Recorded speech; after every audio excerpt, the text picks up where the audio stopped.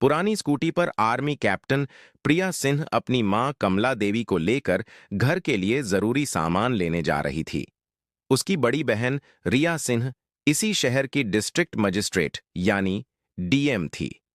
उसकी मां के चेहरे पर खुशी और गर्व दोनों साफ दिख रहे थे, क्योंकि उसकी मां कमला देवी ने अकेले ही अपनी दोनों बेटियों को पाल पोस कर इस लायक बनाया था और उसकी बड़ी बेटी रिया सिंह को काम की वजह से घर आने का वक्त कम ही मिलता था। जैसे ही उनकी स्कूटी शहर के बाहरी इलाके की तरफ मुड़ी, आगे सड़क पर एक पुलिस बैरियर लगा हुआ था। जीप के बोनट पर पैर फैलाए, मूंछों पर ताव देता इंस्पेक्टर विजय ठाकुर बैठा था और रोड पर दो हवलदार रामू और श्याम लाठियां पटकते हुए आने जाने वालों का चालान काट रहे थे और उनसे जबरदस्ती पैसे वसूल कर रहे थे। उसी वक्त दूर से प्रिया सिंह अपनी पुरानी स्कूटी पर अपनी मां कमला देवी को लेकर आ रही थी। जैसे ही उन्होंने बैरियर पार करने की कोशिश की, इंस्पेक्टर विजय ठाकुर ने हाथ उठाकर जोर से आवाज लगाई और जीप के बोनट से उतरते हुए बोले, ए लड़की, स्कूटी साइड में लगा, कहां जा रही है इतनी जल्दी? प्रिया सिंह ने शांति से स्कूटी रोकी। उसके चेहरे पर कोई डर नहीं था। उसने कहा, जी साहब, हम घर के लिए जरूरी सामान लेने जा रहे हैं। अगर कागज देखने हैं तो हमारे पास सारे कागज तैयार हैं। इंस्पेक्टर विजय ठाकुर ने उसकी ओर देखकर जोर से हंसा। ओहो, बड़ी समझदार बन रही है। और पीछे वाली यह बुजुर्ग कौन है? कहां से आ रही हैं?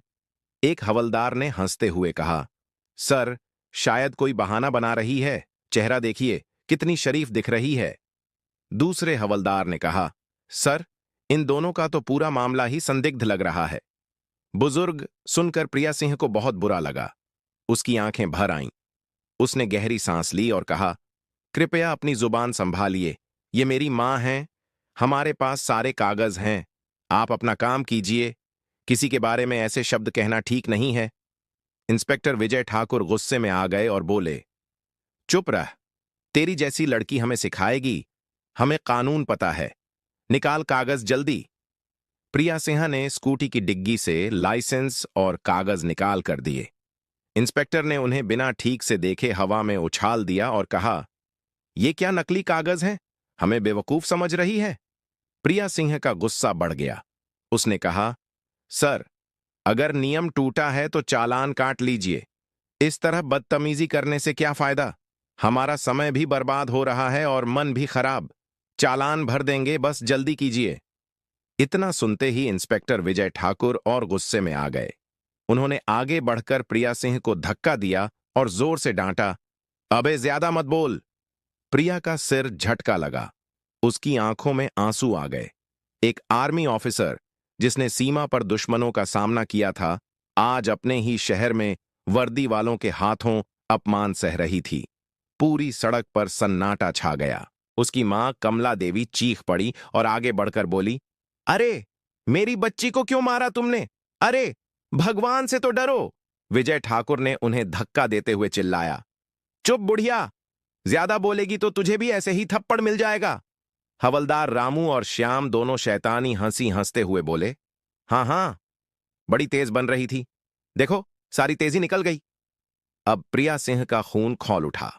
उसका हाथ थप्पड़ का जवाब देने के लिए उठा, पर फिर वहीं रुक गया। वह जानती थी कि अगर उसने इन गुंडों पर हाथ उठाया तो मामला और बिगड़ जाएगा।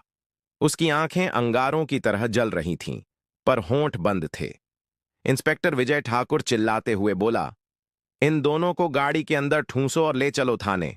वहां हम बताएंगे कि पुलिस की पावर क्या होती है। गुंडों की तरह तीनों पुलिसकर्मी उन्हें धक्के देकर जीप में ठूंसने लगे।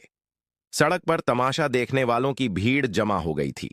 कुछ लोग मोबाइल निकालकर वीडियो बना रहे थे, पर किसी की हिम्मत नहीं हुई कि आगे बढ़कर बोले। इसी भीड़ में एक नौजवान लड़का चुपचाप पूरी घटना रिकॉर्ड कर रहा था। उसे अंदाजा भी नहीं था कि उसका यह वीडियो आने वाले वक्त में पुलिस की गुंडागर्दी के खिलाफ तूफान खड़ा करने वाला है। जीप में प्रिया सिंह अपनी मां को सीने से लगाए बैठी थी। कमला देवी रो रही थीं और बेटी के चेहरे पर पड़े थप्पड़ के निशान देखकर सिसक रही थी। प्रिया सिंह की आंखें आसमान की तरफ टिकी थीं। चेहरे पर खामोशी थी, लेकिन दिल में एक आग जल चुकी थी। वह जानती थी यह अपमान चुपचाप नहीं सहने वाली। थाने पहुंचते ही विजय ठाकुर मूंछों पर ताव देता हुआ गरजा, अबे हवालात में ठूंस दो इन दोनों को, सुबह तक सारी अकड़ निकाल देंगे, फिर देखेंगे इनकी औकात। हवलदार रामू और श्याम ने धक्के मारकर मां बेटी को एक बदबूदार कोठरी में बंद कर दिया। दरवाजा बंद होते ही कोठरी की दीवारों में उनकी सिसकियों की गूंज गूंजने लगी। लेकिन इन पुलिस वालों को इस बात का पता नहीं था कि बाहर एक ऐसा तूफान था जिसकी कानों में थोड़ी सी भी भनक लग गई तो उसके चपेट में थाने समेत इनकी पूरी जिंदगी तबाह कर देने वाली थी। उसकी मां कमला देवी ने रोते हुए कहा, बिटिया, ये लोग हमें कहां बंद कर दिए, अब क्या होगा? प्रिया सिंह ने अपनी मां को गले से लगा लिया। उसकी अपनी आंखों में भी आंसू थे, लेकिन आवाज में फौलाद जैसी मजबूती थी। मां, तुम चिंता मत करो, मैं हूं ना, बस थोड़ी देर की बात है, सब ठीक हो जाएगा। थाने में एक चाय वाला लड़का, जो अक्सर डीएम ऑफिस भी चाय देने जाता था, उसने प्रिया सिंह को पहचान लिया। वह कांप गया। अरे, ये तो आर्मी वाली मैडम है, डीएम साहिबा की छोटी बहन। लेकिन इंस्पेक्टर के खौफ से वह कुछ बोल नहीं पाया और चुपचाप वहां से खिसक गया। थोड़ी देर बाद एक सब इंस्पेक्टर शराब के नशे में धुत होकर हवालात के पास आया।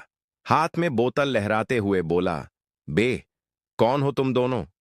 बड़ी वीआईपी बनी फिरती हो, बताती क्यों नहीं अपना असली नाम? प्रिया सिंह ने उसकी तरफ नफरत से देखा, पर कुछ बोली नहीं। वह शराबी दरोगा भी कुछ और उल्टा सीधा बकता हुआ चला गया। धीरे धीरे रात गहराने लगी। हवालात के अंदर मच्छरों की भिनभिनाहट, सीलन की बदबू और घुटन बढ़ती जा रही थी। कमला देवी को अस्थमा की शिकायत थी। उस घुटन भरे माहौल में उनका दम घुटने लगा। वह जोर जोर से खांसने लगी।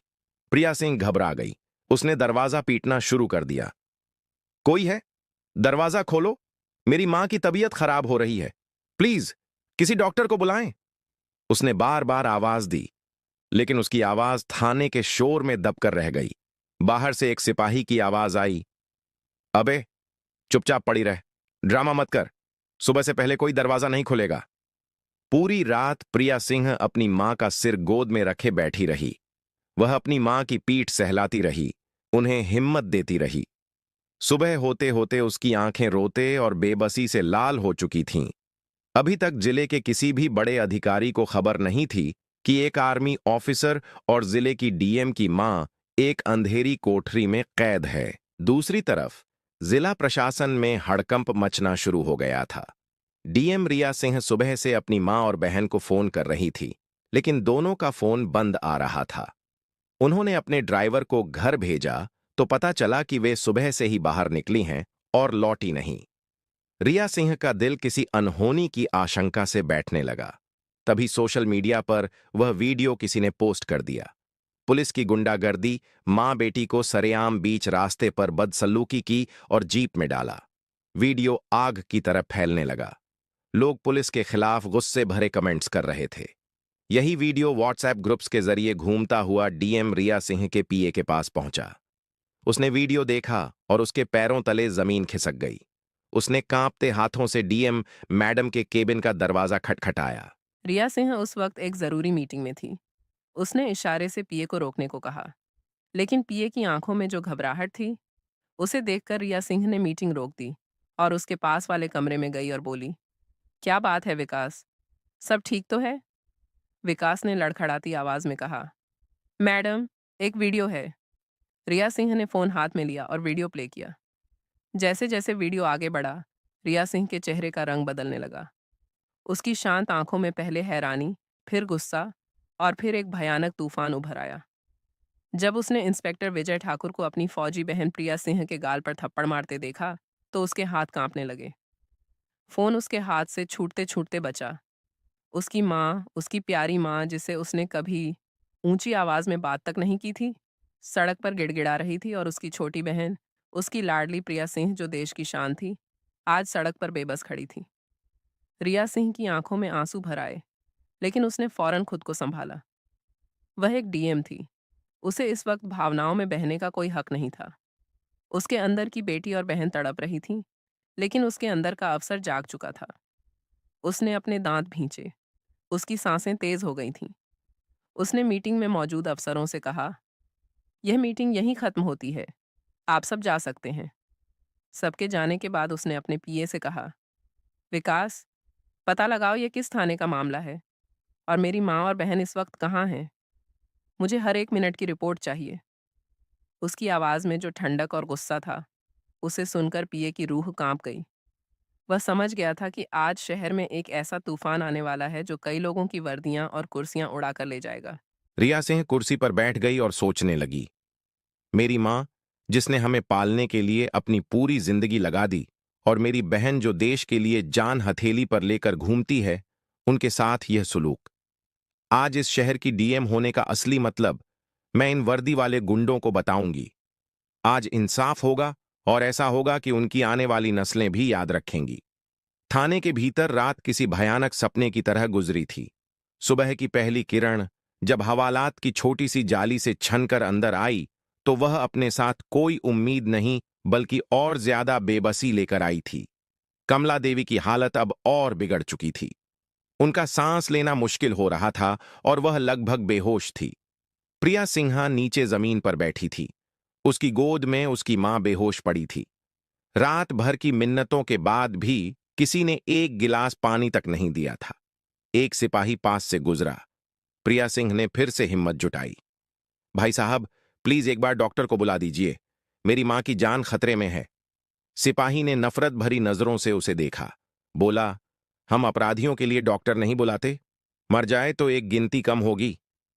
यह शब्द प्रिया सिंह के दिल में किसी जहरीले खंजर की तरह उतर गए।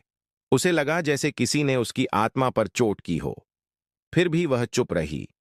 उसकी आंखों में अब आंसू नहीं बल्कि एक फौजी का ठंडा गुस्सा था जो ज्वालामुखी की तरह फटने का इंतजार कर रहा था। इसी बीच थाने के बाहर का माहौल बदलने लगा था। वह वायरल वीडियो अब सिर्फ शहर में नहीं बल्कि पूरे राज्य में फैल चुका था। तमाम सोशल मीडिया प्लेटफॉर्म्स पर लोग लिख रहे थे, क्या यही है सिस्टम का असली चेहरा? अगर यह डीएम की फैमिली है तो आम आदमी का क्या होता होगा? मीडिया चैनलों को भी खबर लग चुकी थी। रिपोर्टर्स की गाड़ियां थाने के बाहर जमा होने लगी थीं।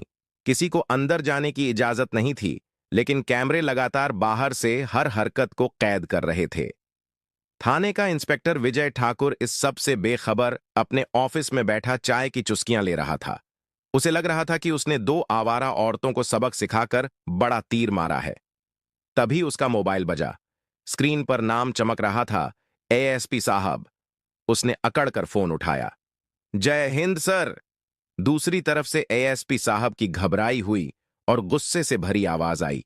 विजय, तुम्हारे थाने में बीती रात कोई खास गिरफ्तारी हुई है क्या? इंस्पेक्टर ने सीना चौड़ा करके कहा। हां सर, 2 औरतें पकड़ी थीं, स्कूटी पर थीं, अकड़ दिखा रही थीं। शक हुआ तो हवालात में डाल दिया। सुबह तक सारी गर्मी निकल जाएगी। एसपी की आवाज अब दहाड़ में बदल गई। बर्बाद कर दिया तुमने। वह 2 औरतें कोई और नहीं, इस जिले की डीएम रिया सिंह की मां और उनकी आर्मी ऑफिसर बहन है, और वह वीडियो पूरे देश में घूम रहा है। मुख्यमंत्री तक बात पहुंच गई है। तुमने डीएम की फैमिली को हवालात में डाला और उनके साथ बदतमीजी की, थप्पड़ मारा। किस अधिकार से? बेवकूफ। इंस्पेक्टर विजय ठाकुर के हाथ से फोन लगभग छूट गया। उसके चेहरे का रंग उड़ गया, जैसे किसी ने उसका सारा खून निचोड़ लिया हो। उसने लड़खड़ाती आवाज में कहा, सर, सर, हमको नहीं पता था, उन्होंने बताया नहीं सर, हमसे गलती हो गई, माफ कर दीजिए सर। एएसपी ने चीखते हुए कहा, तुम्हें अब जवाब मुख्यमंत्री और चीफ सेक्रेटरी को देना पड़ेगा। अभी इसी वक्त उन्हें बाहर निकालो, और अगर उन्हें कुछ हुआ तो मैं तुम्हें जिंदा जमीन में गाड़ दूंगा। फोन कट चुका था। इंस्पेक्टर विजय ठाकुर की दुनिया घूम गई थी।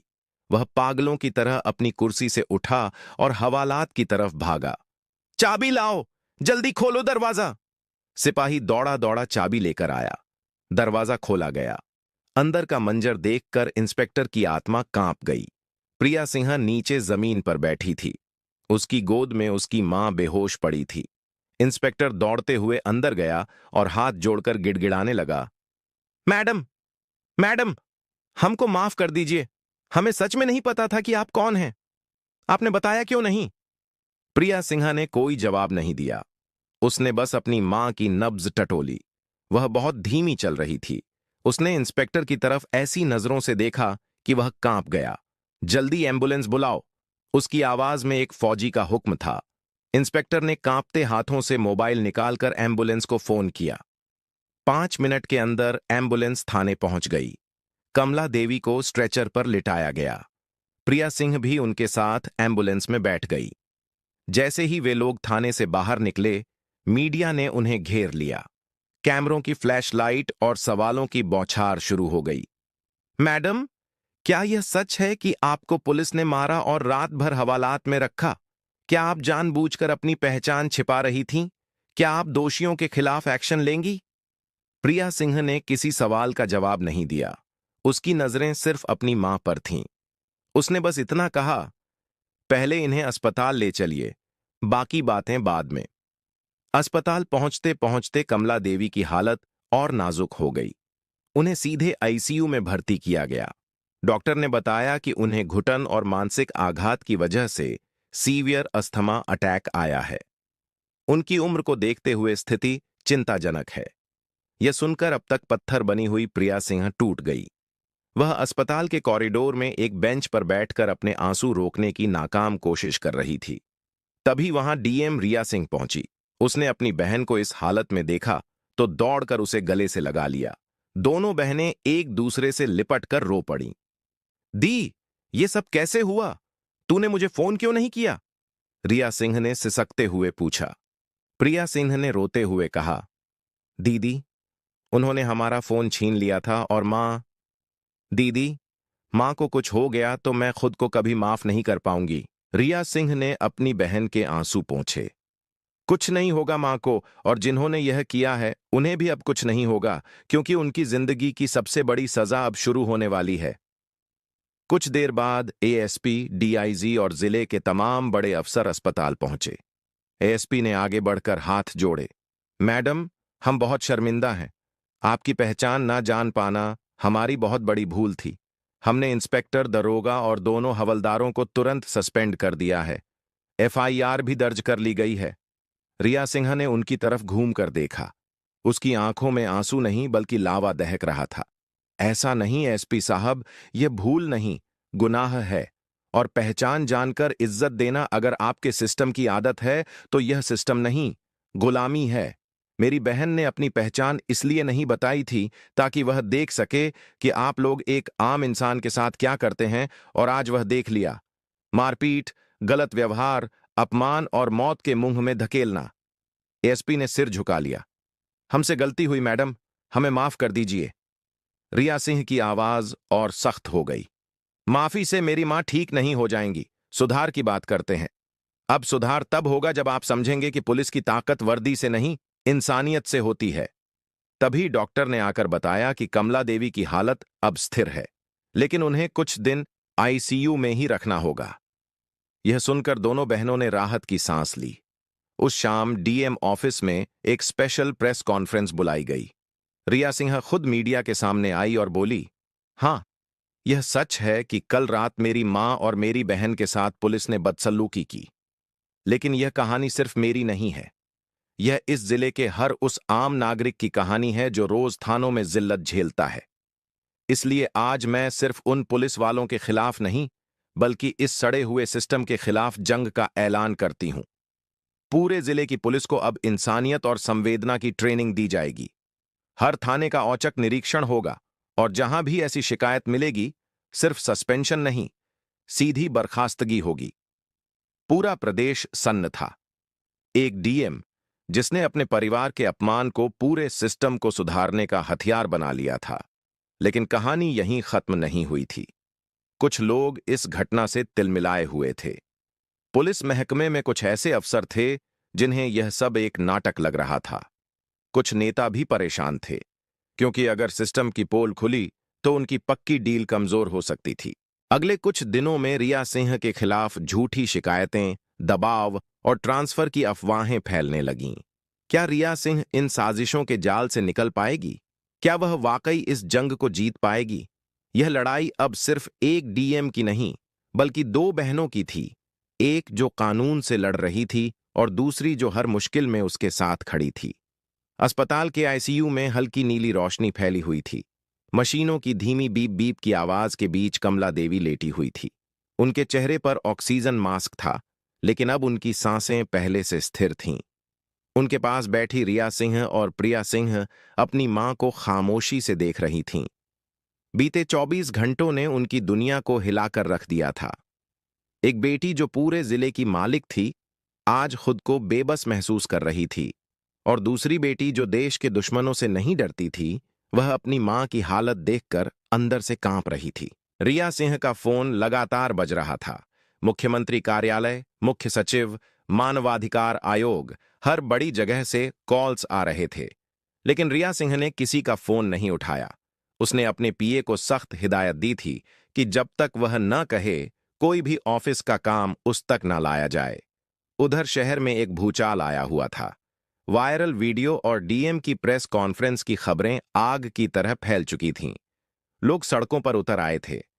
हम सब डीएम के साथ हैं, पुलिस की तानाशाही नहीं चलेगी, जैसे नारे गूंज रहे थे। मीडिया चैनलों पर गर्मागर्म बहस चल रही थी। कुछ पत्रकार इसे रिया सिंह का एक साहसी कदम बता रहे थे, तो कुछ आलोचक इसे सहानुभूति बटोरने का ड्रामा कह रहे थे। रिया सिंह के विरोधी भी सक्रिय हो गए थे। शहर के एक दबंग विधायक बलराम यादव, जिसकी कई गैर कानूनी गतिविधियों पर इंस्पेक्टर विजय ठाकुर जैसे पुलिस वाले पर्दा डालते थे, ने प्रेस में बयान दिया, यह सब एक सोची समझी नौटंकी है। अफसरशाही अब नाटक करके जनता को बेवकूफ बना रही है। हम गृह मंत्रालय से इसकी उच्च स्तरीय जांच की मांग करेंगे। राजनीतिक गलियारों में यह मामला अब प्रशासनिक से ज्यादा राजनीतिक बनता जा रहा था। राजधानी में एक हाई लेवल मीटिंग बुलाई गई, जिसमें रिया सिंह के इस कदम पर चर्चा हुई। कुछ बड़े अफसरों ने कहा, अगर हर अफसर ऐसे ही आम जनता बनकर सिस्टम की पोल खोलने लगेगा तो फिर सिस्टम चलाएगा कौन? लेकिन वहीं कुछ ईमानदार अफसरों ने रिया सिंह का समर्थन भी किया। अगर डीएम मैडम ने यह कदम न उठाया होता तो थानों में चल रही यह अंधेरगर्दी कभी सामने न आती। इन सब के बीच इंस्पेक्टर विजय ठाकुर, शराबी दरोगा और दोनों हवलदारों को सस्पेंड कर दिया गया था। लेकिन अब साजिशें पर्दे के पीछे से रची जा रही थीं। रात को जब रिया सिंह अस्पताल से बाहर निकली तो मीडिया ने उसे घेर लिया। मैडम, क्या आपका ट्रांसफर किया जा रहा है? क्या आपको किसी से धमकी मिल रही है? रिया सिंह ने रुककर सिर्फ इतना कहा, मुझे ना पद की चिंता है ना ट्रांसफर की। अगर मेरे ट्रांसफर से सिस्टम में सुधार होता है तो मैं 10 बार ट्रांसफर झेलने को तैयार हूं, लेकिन मेरी मां जैसी हर मां को इंसाफ मिलना चाहिए। उस रात रिया सिंह अपने सरकारी बंगले पर नहीं गई। वह सीधे डिस्ट्रिक्ट कंट्रोल रूम पहुंची।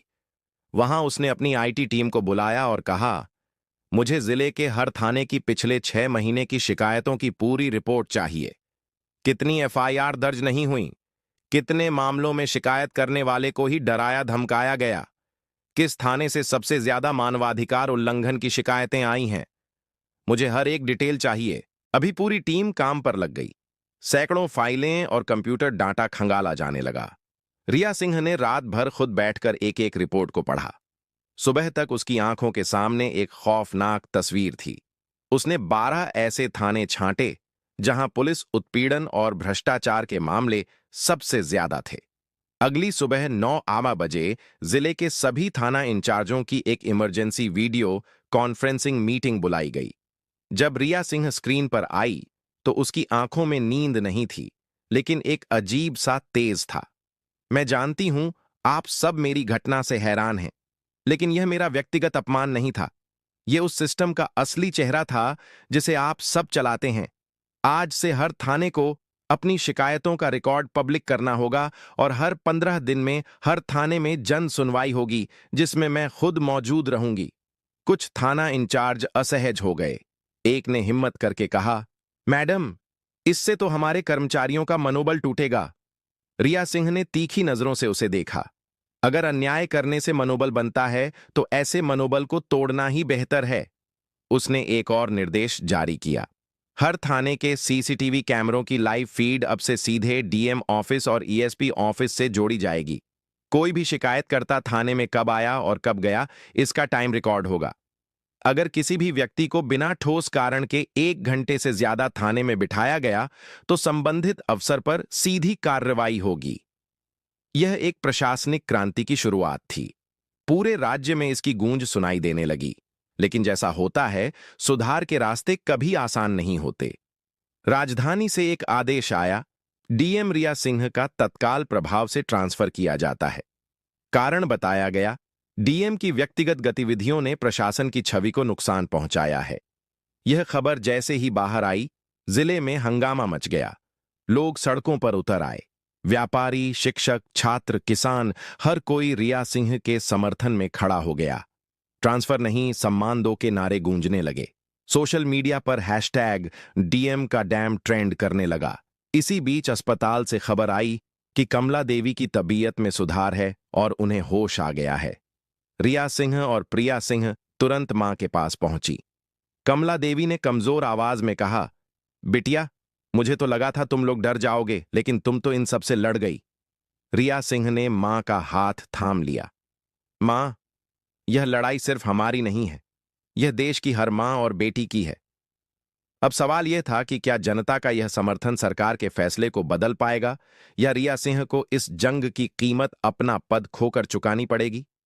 सुबह के 8 बज चुके थे। अस्पताल के कमरे में कमला देवी अब पहले से बेहतर महसूस कर रही थी। उनके सामने टेबल पर रखे अखबारों की सुर्खियों में उनकी बेटियों की ही कहानी थी। लेकिन रिया सिंह के हाथ में जो कागज था, वह किसी अखबार की कटिंग नहीं, बल्कि उसके ट्रांसफर ऑर्डर की कॉपी थी। श्रीमान जिला अधिकारी को तत्काल प्रभाव से स्थानांतरित किया जाता है। नीचे मुख्यमंत्री कार्यालय की मोहर थी। रिया सिंह ने उस कागज को देखा। उसके चेहरे पर ना उदासी थी, ना गुस्सा। वह जानती थी कि सत्ता को आईना दिखाने की एक कीमत होती है, लेकिन जो कीमत उसकी मां और बहन ने चुकाई थी, उसके आगे यह ट्रांसफर ऑर्डर कुछ भी नहीं था। तभी उसका फोन बजा। कॉल मुख्यमंत्री के सचिवालय से था।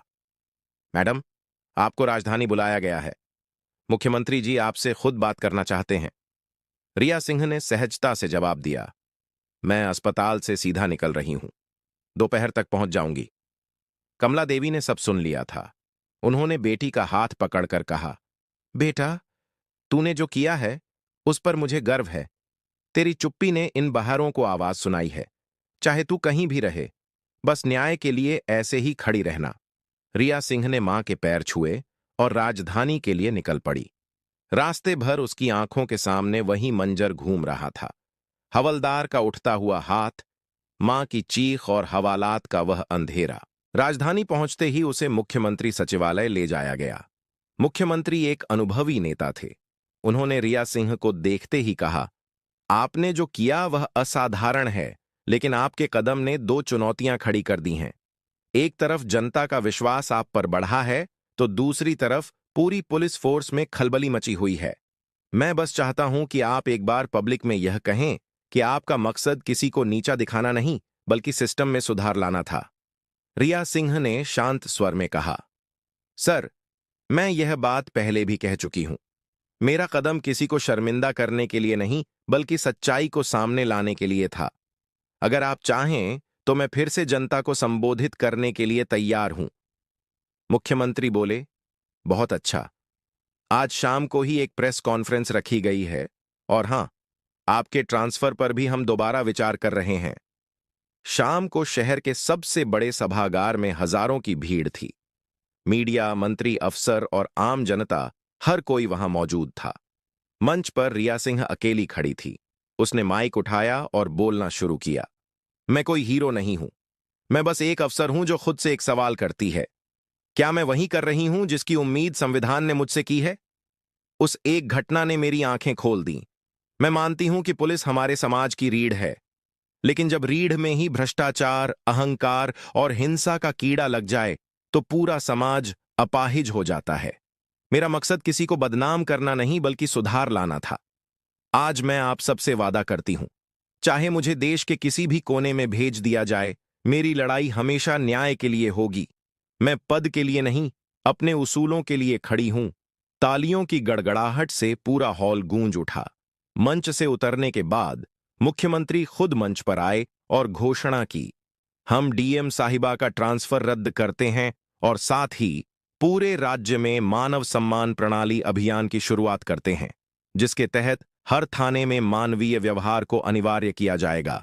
और इस अभियान की प्रमुख होंगी खुद डीएम रिया सिंह। भीड़ में से एक नौजवान चिल्लाया, अब सिस्टम बदलेगा। उस रात जब रिया सिंह और प्रिया सिंह अपनी मां के पास अस्पताल लौटीं, तो कमला देवी की आंखों में गर्व के आंसू थे। उन्होंने अपनी दोनों बेटियों का हाथ थामा और कहा, एक देश की रक्षा करती है और दूसरी जिले को संभालती है, और जब दोनों साथ खड़ी हो जाती हैं तो अन्याय की कोई औकात नहीं रहती। अगले दिन से रिया सिंह ने अपने मिशन की शुरुआत कर दी। वह बिना किसी तामझाम के थानों का दौरा करने लगी।